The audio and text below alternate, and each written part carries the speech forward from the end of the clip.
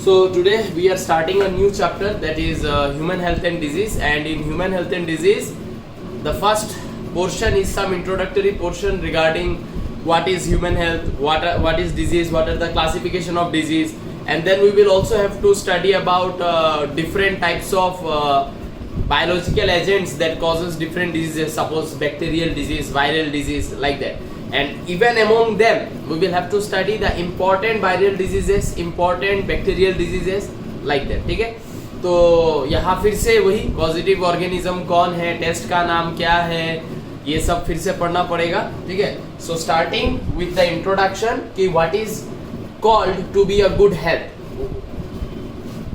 What is good health? Okay, so good health does not always means that you are physically fit or you do not have any kind of diseases. It also means that you will have to be very sound mentally, very sound emotionally, socially. Every factor will come in order to state if you are in a good health or not. That is what written in the definition. A state of complete physical means physically you are completely fit, mentally you are completely fit, and social well-being.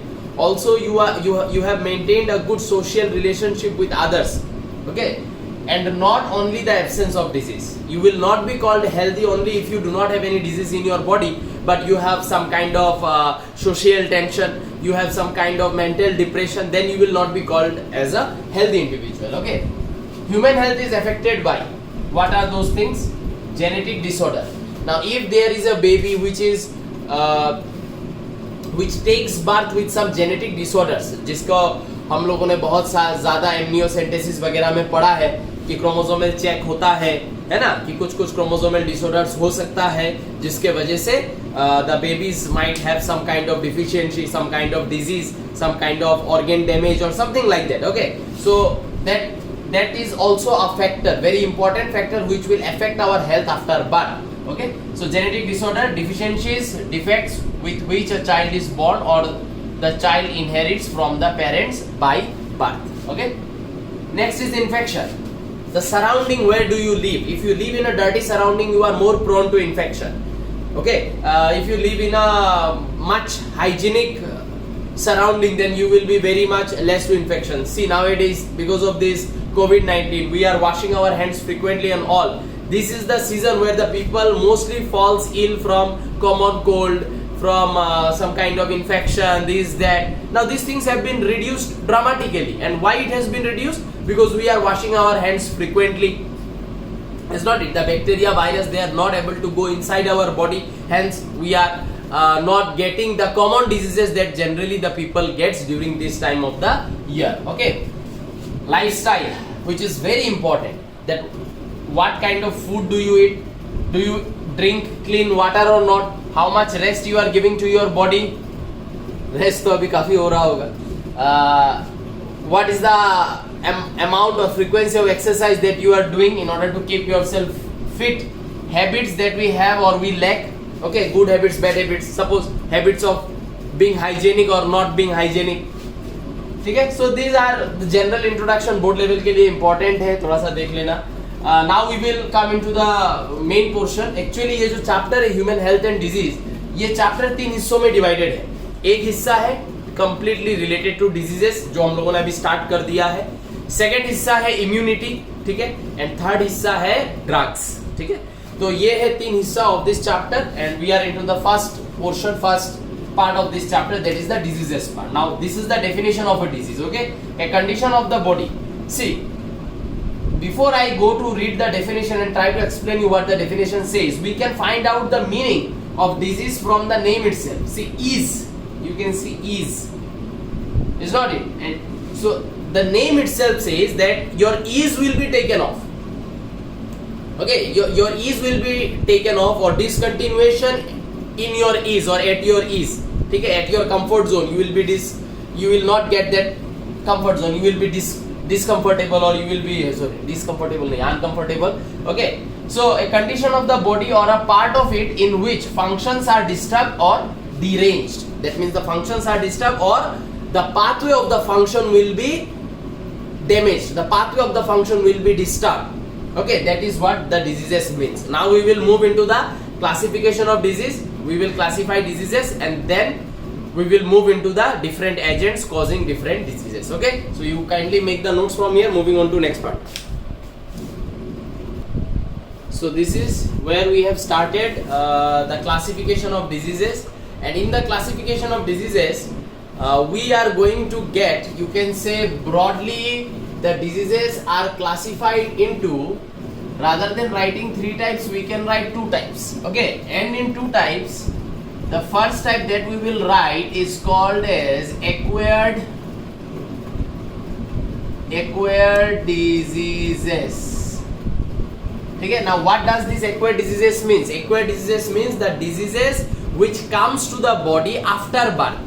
ठीक है, मतलब by birth ये diseases हमारे body में नहीं होगा. After birth these diseases might develop in our body. This type of diseases are called as what? Acquired diseases. Okay, and जो diseases by birth हमारे body में होता है उसको हम लोग बुलाते हैं congenital disease. वो नंबर B देके मैं नेक्स्ट पेज में लिखूंगा. ठीक है, तो acquired diseases के साइड में तुम लोग डेफिनेशन लिख सकते हो कि these are those diseases which are acquired by an organism after birth. Okay, that can be the definition of acquired diseases. Now acquired diseases are of 2 types. One is called as communicable disease, another is called as non-communicable or non-infectious disease. ठीक है, ये सब तुम लोगों ने I think 8, 9, 10 में पढ़ा है. कम्युनिकेबल डिजीज जो one person to another person चला जाता है. ठीक है, जैसे कि कोविड-19, this is what? This is a highly communicable disease. And non communicable disease माने तुमको हुआ वो तुम्हारे अंदर ही है, वो तुमसे किसी और को नहीं हो सकता है. ठीक है, तो डेफिनेशन के साथ एग्जांपल्स दे दिया है. Easily transmitted from one person to another, caused by pathogen like virus, bacteria, etc. Non-communicable, non-infectious disease remains confined to the person who develops them and do not spread to others. ठीक है, जिसको हुआ है उसी में रह जाएगा, उससे किसी और में नहीं जाएगा. तो non communicable disease are of 4 types. ठीक है, व्हाट आर दिस 4 टाइप्स? पहला है डिफिशियंसी डिजीज, जो तुम लोगों ने इसमें पढ़ा है डाइजेशन चैप्टर में. ठीक है, डिफिशियंसी ऑफ विटामिन्स, बेरी, डिफिशियंसी ऑफ मिनरल्स. ठीक है, मिनरल्स की डिफिशियंसी में भी बहुत सारा इंपॉर्टेंट एंजाइम हार्मोन हमारा बॉडी का बनेगा नहीं, काम नहीं करेगा, तो उसमें भी कुछ प्रॉब्लम हो जाएगा. न्यूट्रिएंट्स, ठीक है, हार्मोन्स रिलेटेड गोइटर है, डायबिटीज है. गोइटर किसमें होता है? Due to the deficiency of which hormone? Thyroxine. Diabetes किसमें होता है? Due to the deficiency of which hormone? Insulin. ठीक है, तो ये है पहला. दूसरा है डिजेनरेटिव डिजीज. डिजेनरेटिव डिजीज माने जैसे हमारा एज होते रहता है, सम ऑफ द ऑर्गन का जो टिश्यू है या सेल है वो मरने लगता है या वो वर्न आउट होने लगता है. वर्न आउट और it starts to die, due to which the organ starts to get degenerate और the organ starts to get shrink और it starts to get small. Okay, such kind of degeneration of a vital organ may cause many diseases in our body. Okay, so due to malfunctioning of some important organs. इसमें देखो सबसे एक बहुत ही अच्छा example जो तुम लोग connect करोगे वो क्या है? वो है ये. कैसे? ये मैंने पढ़ाया था, हमारे बोन के अंदर में एक सेल रहता है जिसको हम लोग बोन ईटिंग सेल बोलते हैं. ठीक है ना, जिसको हम लोग बोन ईटिंग सेल बुलाते हैं, ऑस्टियोक्लास्ट. तो ये ऑस्टियोक्लास्ट को रोक के रखता है कौन? The sex hormone. फीमेल में मेनोपॉज होने के बाद फॉलिकुलर फेज तो चलेगा नहीं, and follicular phase is the prime source for the production of what? Oestrogen in the body of the female. So as soon as the female hits menopause in her body, the production of estrogen will also decline, and the moment estrogen will decline, the osteoclast will get activated and they will start eating bone. Hence the females face a lot of problem in maintaining their bone health, especially after what? Especially after menopause. Okay, so this can be one example of degenerative disease. And अगर किसी female को osteoporosis है तो उससे वो disease किसी और को तो नहीं जाएगा. एलर्जीज, ठीक है, व्हेन आवर बॉडी बिकम्स जरूरत से ज्यादा sensitive towards some foreign cells और टुवर्ड्स सम फॉरेन पार्टिकल्स. ठीक है, फॉरेन सेल्स या फॉरेन पार्टिकल्स. ठीक है, अभी पकड़ लो किसी को एस्थमा का अटैक आता है. वो एस्थमा का अटैक कब आता है? जब पकड़ लो बाहर से कोई डस्ट वगैरह जाके उसके क्या विंड पाइप में घुस जाता है, and due to the entry of those dust और some kind of chemicals into the wind pipe, the wind pipe will release too much of histamine and that histamine will cause inflammation. Inflammation के वजह से जो wind pipe है वो chip narrow हो जाता है, क्योंकि वो फूल जाता है अंदर से, उसके वजह से वो wind pipe नैरो हो जाएगा. नैरो हो जाने से सांस लेने में तकलीफ होगा. That is asthma या asthma related attack ठीक है ना। तो किसी को अस्थमा है तो उससे किसी और को नहीं हो सकता है, ठीक है। तो when body becomes hypersensitive to some foreign substances. Cancer के बारे में सबको पता है, उस दिन समझाया भी था, कैंसर ऑन्कोजीन बोल के समझाया भी था, ठीक है। तो uncontrolled growth of certain tissues, it is the major cause of death among the non infectious diseases. ये याद रखना, ये जो नॉन इन्फेक्शियस डिजीज में जितना भी आएगा, इन सब में से सबसे ज्यादा डेथ अगर कोई डिजीज करता है वो है कैंसर, ठीक है। एंड स्टार्टिंग में ये लिखना जरूरी है कि diseases are classified into two broad types. One is acquired diseases which comes to the body after birth या which occurs to an organism after birth. अब हम लोग चलेंगे नंबर बी पे, जो है congenital diseases which will be in the body from birth, ठीक है। तो उसमें क्या क्या आता है वो देखेंगे, ठीक है। इसका अच्छे से नोट बना लो। So this is the next part of the discussion. As I told you, diseases are broadly classified into two types. The first one is acquired, second one is congenital disease. So you can see in congenital disease I have written the definition that these diseases are related to genetic disorders, okay, and are present in the individual by birth, okay. So this is the condition of congenital disease. That means these diseases will be present in a newborn by birth, okay. So this may be due to single gene mutation. If we talk about single gene mutation, then you can write in the form of example like sickle cell anemia, okay. Sickle cell anemia is a single, कोई एक chromosome का किसी एक single gene पे mutation हो जाएगा। इसके बारे में तुम लोग अच्छे से प्रिंसिपल ऑफ इनहेरिटेंस बोल के जो चैप्टर है उसमें तुम लोग पढ़ोगे जेनेटिक डिसऑर्डर्स के बारे में। सो सिंगल सेल एनीमिया तुम लोग लिख सकते हो, हेमोफीलिया लिख सकते हो, कलर ब्लाइंडनेस लिख सकते हो, ठीक है। तो ये सब जो बीमारी है, these are single gene mutation की वजह से हो सकता है। क्रोमोसोमल एब्रेशन, ठीक है, दैट मींस क्रोमोसोमल पैटर्न ठीक से फिक्स नहीं होना, क्रोमोसोमल एब्रेशन उसमें भी हो सकता है। क्लाइनफेल्टर सिंड्रोम, ठीक है, टर्नर सिंड्रोम, ये सब भी तुम लोग को प्रिंसिपल ऑफ बेसिस वहां पे मिलेगा। By birth disease, environmental factors भी कभी कभी कुछ प्रॉब्लम करा देता है, जैसे कि क्लेफ्ट प्लेट का जो प्रॉब्लम है, ठीक है। कोई बच्चा देखा होगा बाय बर्थ ये वाला जो जगह है, ये वाला जगह का फॉर्मेशन नहीं होता है, ठीक है। ये जो दो लिप्स है, ये दो लिप्स नाक से ऐसे जुड़ा हुआ रहता है और ये वाला जगह खाली रहता है, ये वाला जगह रहता ही नहीं। ये लिप्स जाके ऐसे यहाँ पे जुड़ जाएगा, ये लिप्स ऐसे जुड़ जाएगा, बीच से ये वाला पोर्शन है ही नहीं, क्लेफ्ट इज नॉट प्रेजेंट, ठीक है। This is called as cleft palate. तो क्लेफ्ट प्लेट इज एब्सेंट। तो ये सब कुछ एनवायरमेंटल फैक्टर्स के इन्फ्लुएंसेस में भी होता है, ठीक है। तो ये है कॉन्जेनाइटल डिजीजेस, ठीक है। डेफिनेशन लिख लेना, इन सब का एग्जांपल लिखना है, लिख लेना, ठीक है। क्रोमोसोमल एब्रेशन ऐड करके उसमें अगर तुम लोग टर्नर सिंड्रोम, क्लाइनफेल्टर सिंड्रोम लिखना चाहते हो लिखना, बट ये सब diseases I won't discuss now क्योंकि ये सब बॉटनी में है तुम लोगों का, एंड बॉटनी में ये सब तुम लोगों को प्रिंसिपल ऑफ इनहेरिटेंस चैप्टर में मिलेगा, ठीक है। अच्छा, pathogens causes diseases in two ways, ठीक है। हमको पता है कि अभी आगे जाके हम लोग पैथोजन के बारे में पढ़ने वाले हैं कि क्या क्या बैक्टीरिया है, क्या क्या बैक्टीरियल डिजीजेस है, क्या क्या वायरस है, क्या क्या उनका रिलेटेड डिजीजेस है, ठीक है। तो पैथोजन रिलेटेड ही हम लोग पढ़ने वाले हैं, ठीक है। So pathogen are disease causing organism.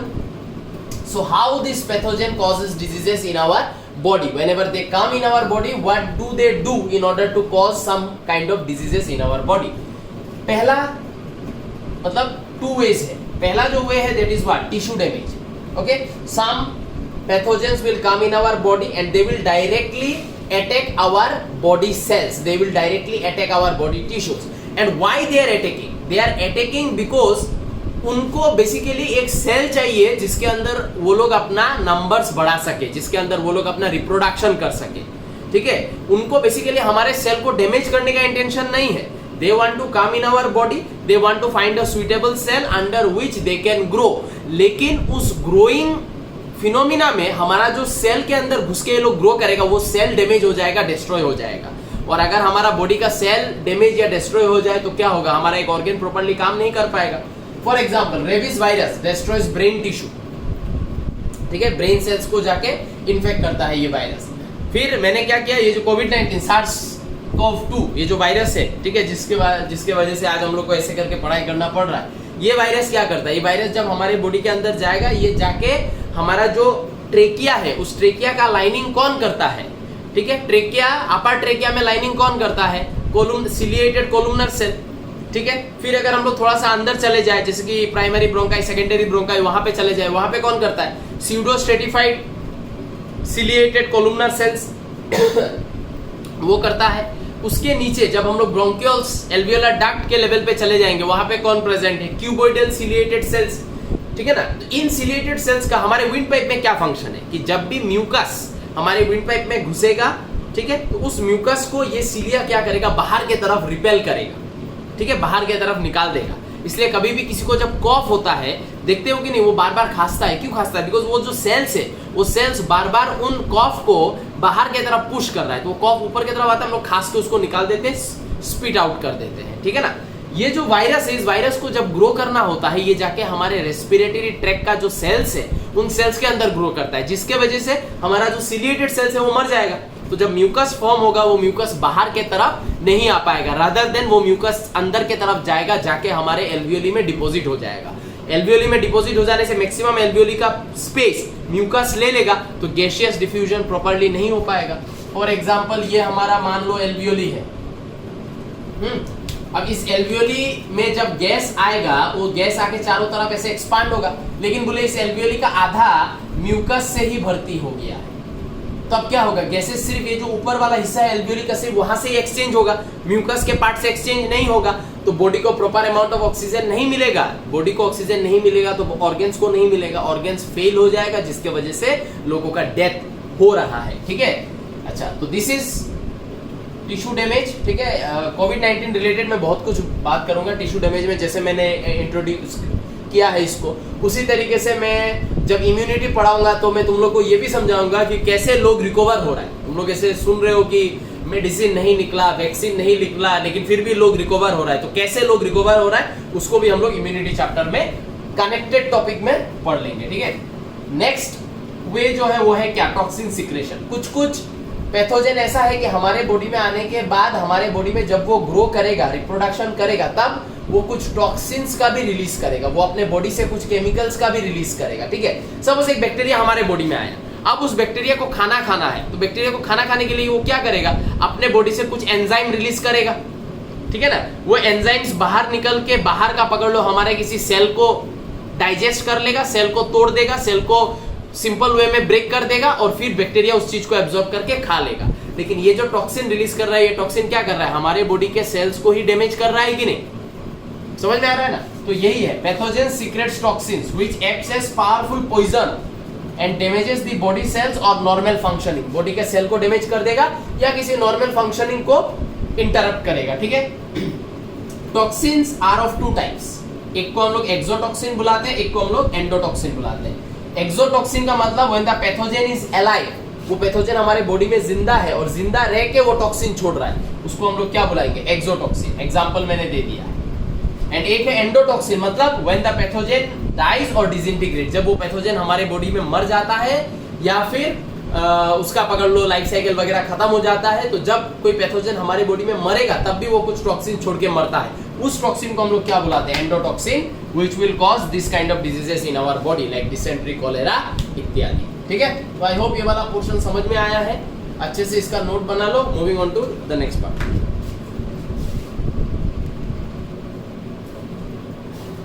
तो ये है नेक्स्ट पार्ट, ठीक है। यहाँ पे हम लोग डिस्कस कर रहे हैं कि diseases are transmitted from the reservoir of infection to susceptible person, मतलब एक नॉर्मल पर्सन को एक डिजीज के सोर्स से, ठीक है ना। अब डिजीज का जो सोर्स है वो कुछ भी हो सकता है, वो एक इन्फेक्टेड पर्सन भी हो सकता है क्योंकि उसके अंदर वो पैथोजन है, माने वो एक डिजीज का सोर्स है, ठीक है। ये डिजीज का सोर्स फूड वाटर भी हो सकता है, सॉइल भी हो सकता है, कुछ बैक्टीरिया है फूड में रहता है, वाटर में रहता है, सॉइल में रहता है।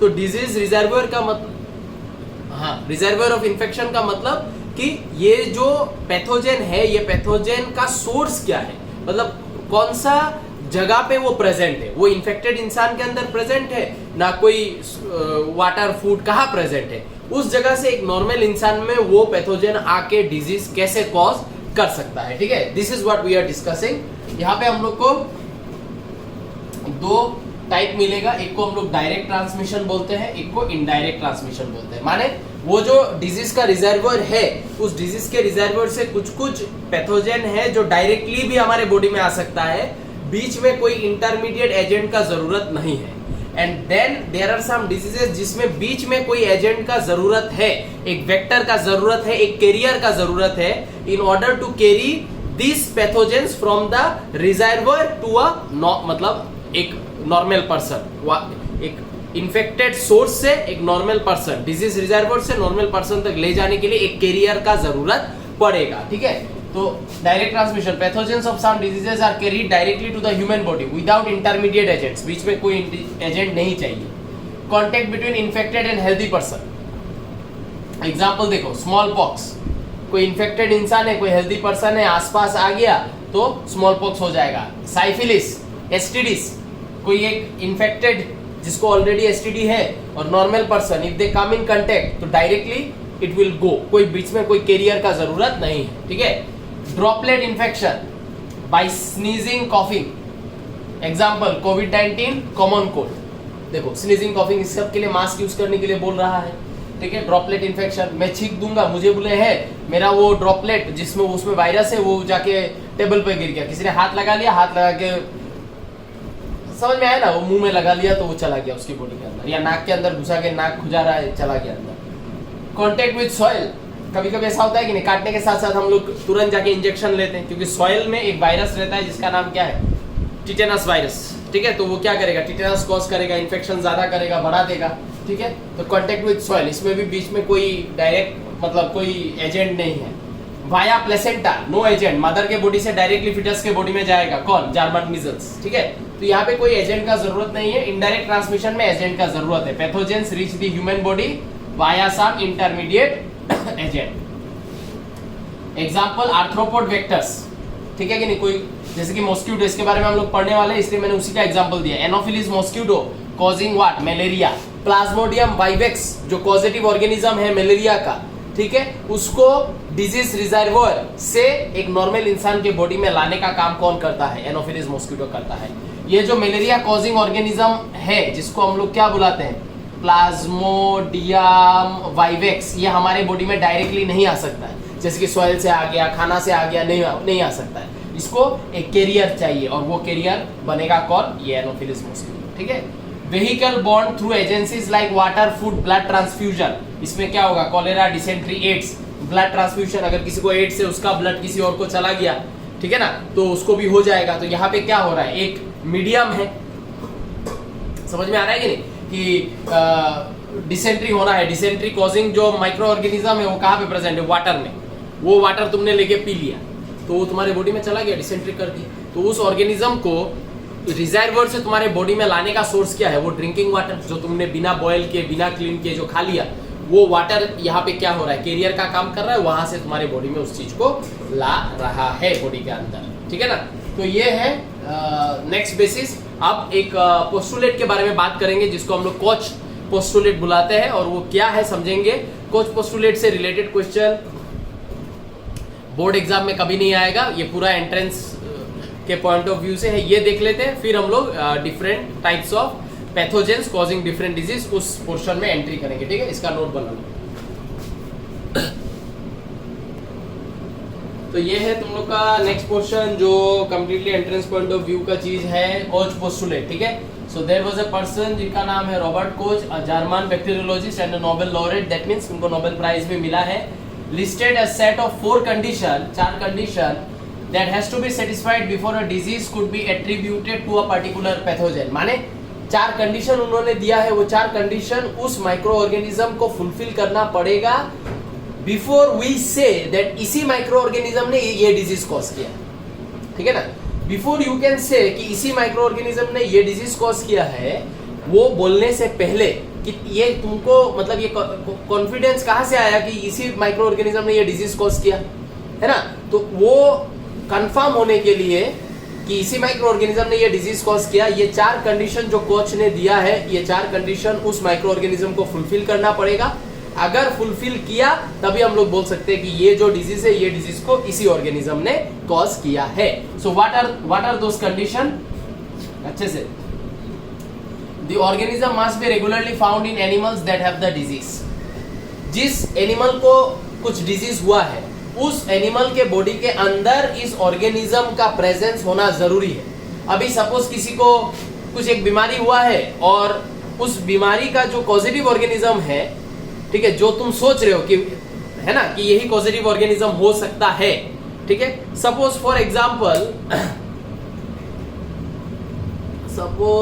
एग्जाम्पल किसी को टाइफॉइड हुआ है, ठीक है। तो टाइफॉइड जो है वो एक ऐसा डिजीज है जो कौन कॉज करता है, बैक्टीरिया कॉज करता है ना। Typhoid is caused by bacteria, ठीक है। अब किसी को टाइफॉइड हुआ है, ठीक है, ठीक है। अब उस इंसान के बॉडी में ये टाइफॉइड कॉजिंग बैक्टीरिया का प्रेजेंस तुमको मिलना पड़ेगा। अब उसको जो सिम्टम वो शो कर रहा है उससे तुम बोल रहे हो कि उसको टाइफॉइड हुआ है, लेकिन वो बोले बैक्टीरिया उसमें है ही नहीं, तो दैट डज नॉट मीन कि उसको टाइफॉइड हुआ है, उसको बुखार है किसी और चीज के वजह से। समझ में आया ना। तो जो एनिमल सिम्टम शो करेगा, ठीक है, उस एनिमल के बॉडी में उस पॉजिटिव ऑर्गेनिज्म का होना जरूरी है, ठीक है। तो ये इसका मीनिंग है। तो organism must be regularly found in animals that have the disease, ठीक है। It must be, this point is very important. Main चारों पॉइंट में यही पॉइंट सबसे इंपॉर्टेंट है, ठीक है। It must be isolated, therefore जिस एनिमल के बॉडी में सिम्टम शो कर रहा है उसके बॉडी से ऑर्गेनिज्म को हम लोग निकालेंगे, निकाल के grown in pure culture on artificial media. हम लोग एक पेट्री डिश लेंगे, उसमें न्यूट्रिएंट डालेंगे, उसमें उस ऑर्गेनिज्म को ग्रो करना पड़ेगा। अगर वो उस कल्चर में ग्रो नहीं करता है तो भी वो कोच पोस्टुलेट को फुलफिल नहीं करता है, ठीक है। तीसरा point, when an healthy individual is inoculated, वो जो हम लोगों ने पेट्री डिश में उस ऑर्गेनिज्म को अभी बाहर निकाल के ग्रो करवाया आर्टिफिशियली, उसको हम लोग एक हेल्दी इंसान के बॉडी में डाल देंगे। एंड ठीक है, इनोक्यूलेटेड माने डालना, विद दिस कल्चर, ये जो हम लोगों ने बनाया है अभी, it must contract disease and show necessary symptom. अब हम लोगों ने आर्टिफिशियली जो इस पॉजिटिव ऑर्गेनिज्म को ग्रो किया है उसको हम लोग एक हेल्दी इंसान के बॉडी के अंदर डालेंगे। उस हेल्दी इंसान के बॉडी के अंदर इस ऑर्गेनिज्म को डिजीज शो करना पड़ेगा, ठीक है। वही लिखा है, and show necessary symptom, it must contract the disease and show necessary symptom, ठीक है। The same animal must be recoverable from the inoculated animal. अब जो हम लोगों ने बैक्टीरिया एक नया इंसान के बॉडी में डाला है, उस इंसान को इस बैक्टीरिया से रिकवर भी करना पड़ेगा, ठीक है। तो ये है 4 कंडीशन। पहला कंडीशन कि जिस ऑर्गेनिज्म के बॉडी, जिस एनिमल के बॉडी से सिम्टम शो हो रहा है, उस एनिमल के बॉडी के अंदर वो माइक्रो ऑर्गेनिज्म मिलना पड़ेगा, ठीक है। वो माइक्रो ऑर्गेनिज्म को उसके बॉडी से हम लोग निकालेंगे, निकाल के हम लोग उसको आर्टिफिशियली कल्चर करेंगे, ग्रो करवाएंगे, वहां पे उसको ग्रो करना पड़ेगा। ग्रो करने के बाद इसको हम लोग एक हेल्दी इंडिविजुअल के बॉडी में डाल देंगे। हेल्दी इंडिविजुअल के बॉडी के अंदर ये जो ग्रो किया हुआ ऑर्गेनिज्म है, माइक्रो ऑर्गेनिज्म है, पैथोजेन है, वो उस इंसान के, नया नॉर्मल इंसान के बॉडी के अंदर उसको डिजीज कॉज करना पड़ेगा, सेम सिम्टम शो करना पड़ेगा। पहला ह्यूमन जिससे हम लोगों ने लिया था उसके जैसा सेम शो करना पड़ेगा इसके अंदर भी, ठीक है। और ये जो जिसके बॉडी के अंदर हम लोगों ने कल्चर से डाला है नया इंडिविजुअल, उस नया इंडिविजुअल को इस ऑर्गेनिज्म से रिकवर भी करना पड़ेगा। ये है 4 कंडीशन, ठीक है। The postulates are not applicable to viral diseases as they can not be cultured on an artificial media, ठीक है, क्योंकि बैक्टीरिया सेल के अंदर घुस के कैसे वो ग्रो करता है, ये मैंने रिप्रोडक्टिव हेल्थ के एक लेक्चर में मैंने समझाया था। तो तुम उसको न्यूट्रिशन देके कहीं पे डाल दोगे तो वहां पे वायरस ग्रो नहीं करेगा, उसको एक सेल चाहिए और उसी सेल के अंदर वो वायरस ग्रो कर सकता है, अपना पॉपुलेशन को बढ़ा सकता है। It is also not applicable to the bacteria of leprosy, बहुत ज्यादा क्वेश्चन आता है इससे। It has not been possible to grow in the culture media. क्यों? क्योंकि जिस ऑर्गेनिज्म के बॉडी में लेप्रोसी होगा उससे जब मैं माइक्रो ऑर्गेनिज्म निकालूंगा, निकाल के मैं सेकंड पॉइंट करूंगा, आर्टिफिशियली कल्चर करूंगा, वहां पे लेप्रोसी का जो बैक्टीरिया है वो ग्रोथ शो नहीं करता है, तो ये बैक्टीरिया भी कोच पोस्टुलेट को फुलफिल नहीं करता है। तो ऐसा काफी क्वेश्चन आता है, choose the odd one out on the basis of coach postulate, ये क्वेश्चन काफी आता है। और उसमें 4 बैक्टीरियल डिजीज का नाम देगा, उसमें एक लेप्रोसी भी दे देगा, ठीक है, क्योंकि वायरल डिजीज का नाम अगर दिया तो वायरल डिजीज कोच पोस्टुलेट को फुलफिल करता ही नहीं है, उसको तो पहले ही आउट कर देंगे। तो इसलिए वायरल डिजीज नहीं देता है, क्योंकि वो स्टूडेंट समझ जाएगा। ये कुछ बैक्टीरिया का रिलेटेड डिजीजेस देगा और उसमें से एक डिजीज दे देगा लेप्रोसी नाम का, तो उसको तुमको ऑड वन आउट करना है। फिर तुमको एक डिजीज का नाम दे देगा जो तुम लोगों ने यहाँ पे पढ़ा होगा, अरे रेस्पिरेटरी जो चैप्टर है रेस्पिरेशन का, डाइजेशन के बाद रेस्पिरेशन का जो चैप्टर है, वहां पे ऑक्यूपेशनल रेस्पिरेटरी डिसऑर्डर्स हम लोगों ने देखा है। तो occupational respiratory disorder is caused by some what, some physical agents. That means तुम सिलिकॉन बनाने का इंडस्ट्री में काम कर रहे हो, वहां से कुछ सिलिकॉन का डस्ट पार्टिकल तुम्हारे बॉडी में घुस गया, सिलिकोसिस हो गया। Now silicosis is a occupational respiratory disorder, ठीक है। तो वो कॉज पोस्टुलेट को कैसे फुलफिल करेगा? सिलिकॉन डस्ट थोड़ी ना कल्चर मीडियम में ग्रो करेगा, तो वो ऑड वन आउट हो जाएगा। इस तरीके से क्वेश्चंस तुमको कॉज पोस्टुलेट रिलेटेड पूछ सकता है, ठीक है। तो ये है नेक्स्ट पार्ट, एकदम बेसिक चीज बोल के मैं आज खत्म कर दूंगा। On the basis of positive agent, कि कौन सा पैथोजन ने ये डिजीज कॉज किया है, कौन है positive agent. Diseases are classified into 5 types, ठीक है। And what are this 5 types? पहला जो हम लोग को मिलेगा वो मिलेगा क्या? Viral diseases, that means the diseases which are caused by virus, ये पहले पढ़ेंगे। सेकंड हम लोग पढ़ेंगे bacterial diseases caused by bacteria. तीसरा हम लोग पढ़ेंगे fungal diseases caused by fungi. Then हम लोग पढ़ेंगे प्रोटोजोआन डिजीजेस, एंड देन हम लोग पढ़ेंगे हेलमिंथ